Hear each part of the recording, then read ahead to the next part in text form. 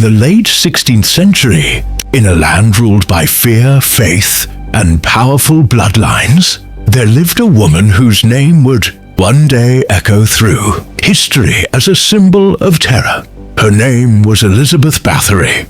Born in 1560 into one of the most powerful noble families of the Kingdom of Hungary, she entered the world surrounded by wealth, influence, and unquestioned authority. Kings, military leaders, and high-ranking church officials were among her relatives. From childhood, Elizabeth was taught that her blood was superior, and that ordinary people existed to serve families like hers.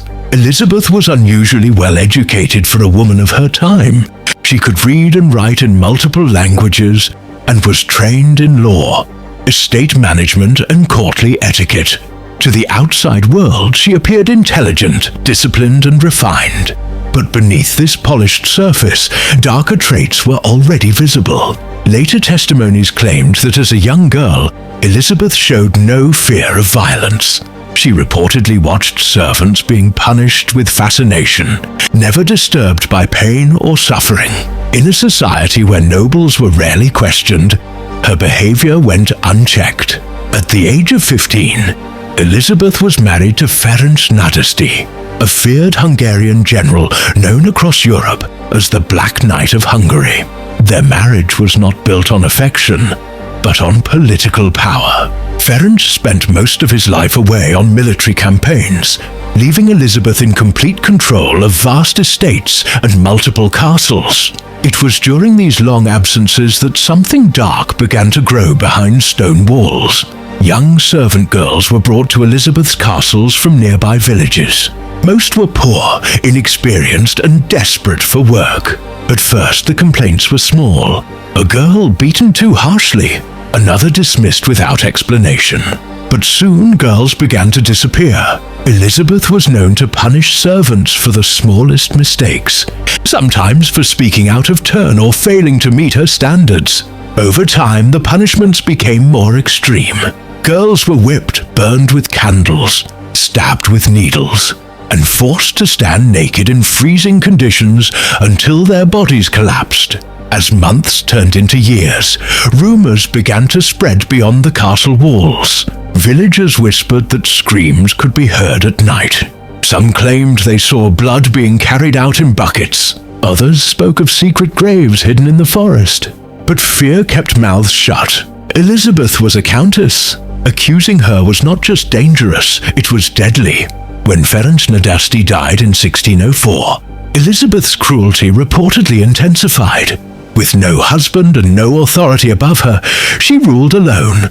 According to later testimonies, she began to believe that the blood of young girls held special power. Legends claimed she once struck a servant and noticed her skin appeared smoother where blood touched it. From that moment, the story goes, she became obsessed with preserving her beauty through blood. Whether truth or exaggeration, the horror deepened. Servants described girls tortured over days, drained of blood, and left to die.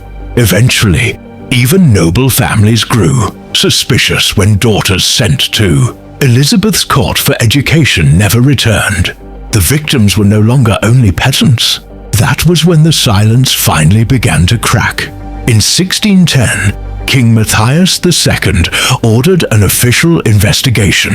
When authorities entered Elizabeth's castle, they found dying victims, injured girls, and clear evidence of brutal torture. Her servants were arrested and confessed to years of violence. Some claimed the number of victims reached into the hundreds. The true count remains unknown, but historical records confirm that dozens lost their lives. Elizabeth herself was never publicly tried. Once again, her noble blood protected her. Instead of execution, she was sentenced to permanent confinement. A room in her castle was sealed shut. Windows were bricked over. Only small openings were left for food and air. There, surrounded by darkness and stone, Elizabeth Báthory spent her final years. In 1614, she was found dead inside her prison. She was 54 years old. There was no funeral, no public acknowledgement, and no justice for the victims. Over time, her story transformed into legend. Some historians argue her crimes were exaggerated to seize her lands. Others believe the truth was even darker than what survived in records. Today, the ruins of her castles still stand. Locals claim to hear footsteps, whispers, and cries in the night. Some believe Elizabeth's spirit still wanders the halls, trapped by her own sins. Others say the ghosts belong to the girls whose names history erased. So who was Elizabeth Báthory? A real-life monster driven by cruelty and power, or a woman consumed by rumor and political fear? The truth lies somewhere between blood and stone, buried beneath centuries of silence. What do you believe really happened? Was the Blood Countess a true monster, or a dark legend born from medieval fear? Share your theory in the comments, and subscribe for more true medieval horror stories, where history refuses to stay silent.